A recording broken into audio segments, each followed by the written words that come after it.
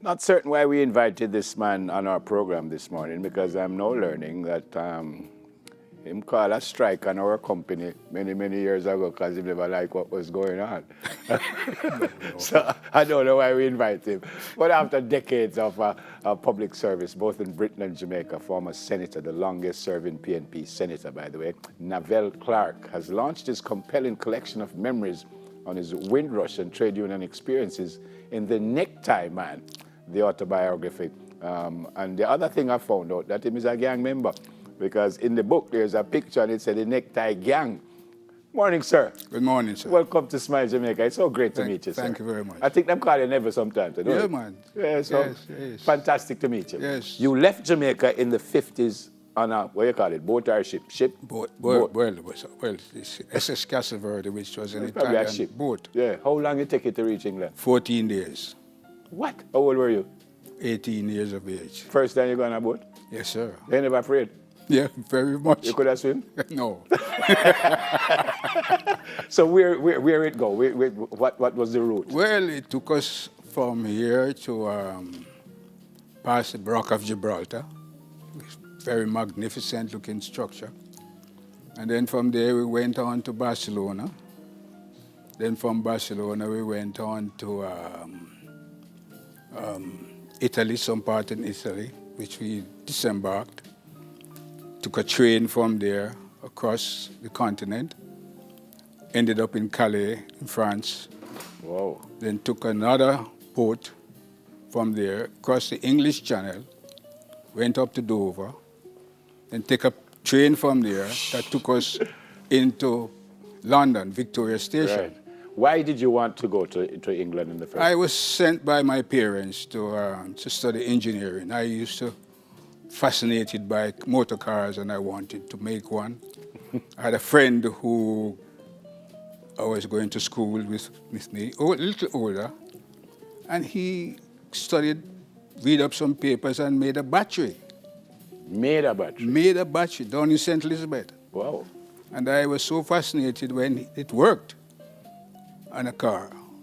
Yeah. And I decided that I want to know more about the motor car, so they sent me to John Crook Okay. for 6 months. Okay. And after that, during that time, they said to me, look, you better go to England and study engineering. Fantastic. I am just recently enough, a couple of years now, reading about this Windrush generation and things that went on.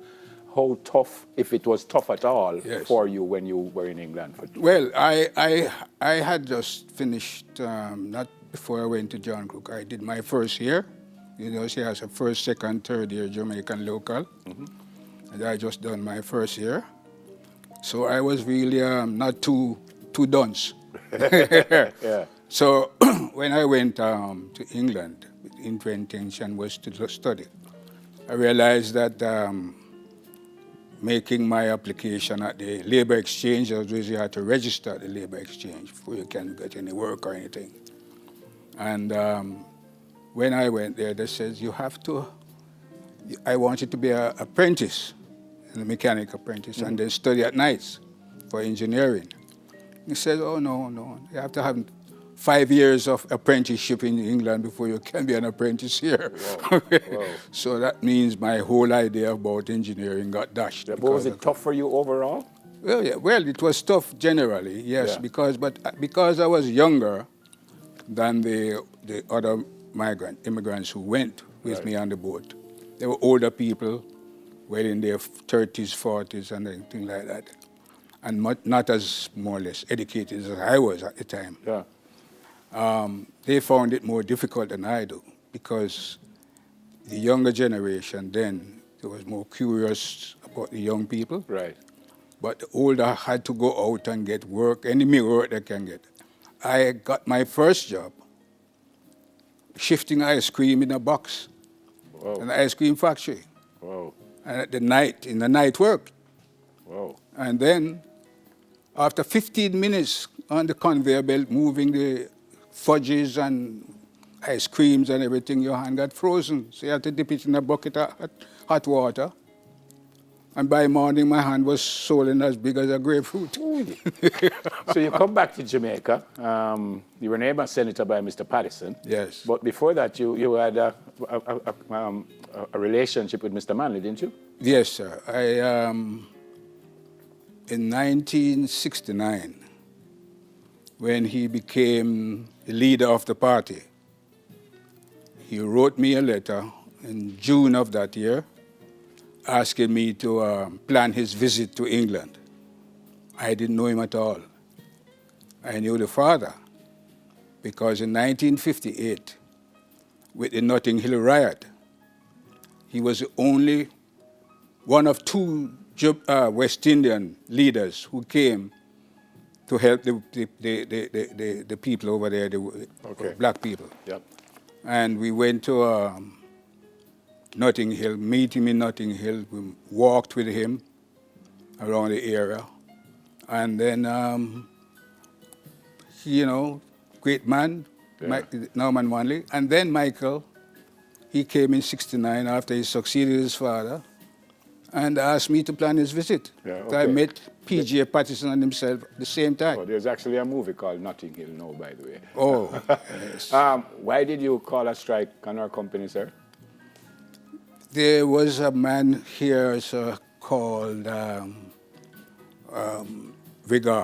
Winston Regard, Yeah. who decided that he's going to suspend Marie Garth because she wouldn't work extra time. She worked extra time already and he wanted it. So he suspended her. Oh, you tell them what's strike. And I came and I pleaded with the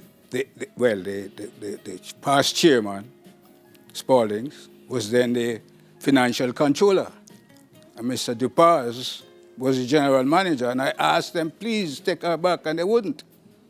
So I went out, I called everybody off the job, went out at the road there, and when the vehicles are passing, they say, what are you out here for? I says, they suspend Marie God, and every vehicle stopped, dropped in front of the place. How much of the place? Yes, it was the day when the Governor General was supposed to come on the 21st celebration. And the food spoiled and everything because nobody couldn't get in. You have an amazing memory. Why the necktie, man? As you see me, sir. Not the book, you know. Why As the you name? see me, this is how I am. You're always having Always, since 1955, I have never gone without a full suit and a necktie. Every day of my life. Seriously? Every day of my Since life. 19 how much? 55. Oy. I have never been late for a meeting. Never. Because Fantastic. in England, you can't late for nothing. Fantastic. You don't miss all of this telling people to strike and all kind of stuff. You don't miss all this? No, I strike when it is necessary. I hardly have a strike. It's when you're obstinate and don't want to listen to the union, then I have to. I suspect a lot of what you told me would be It's in the book. It's in the book. How do we get the book, Very sir? true, sir. How do we get the book? How did I get it? Oh, no, how do we get folks who want to read the book? How do Oh, it's on Amazon. And my publishers have available books. Yeah. Fantastic to meet you, sir. That's nice to see you, sir. Fantastic. And say hi to your wife for me, please. Oh, yes, she watches you every morning. Every morning I jump out of the bed when I want to cuddle. And here she is watching you. I think she's the smarter one in the family, sir. It is amazing to meet you, sir. Thank you. I encourage people to have a read of it because it's about black people suffering in England in particular, where they call the mother country. Yeah. Yeah. And, it's something that you have to look at and read it. It's very interesting. Fantastic, sir. And again, say hi. And it's only for 2,500. Jamaican. Yes. All right. Say hi to Mrs. Clarke for me. Thank you. Sit with us for a while, sir. Navel Clarke. They call him Neville, and he's a former senator, and as I said, the longest PNP senator, because I think there's a JLP senator that beat you by a couple of Ozzy years. Harding, my friend. There you go. All right. So amazing to have you with us. All right, so Kamal is still here, the violinist, but more musical entertainment when we come back after the break. Soon come.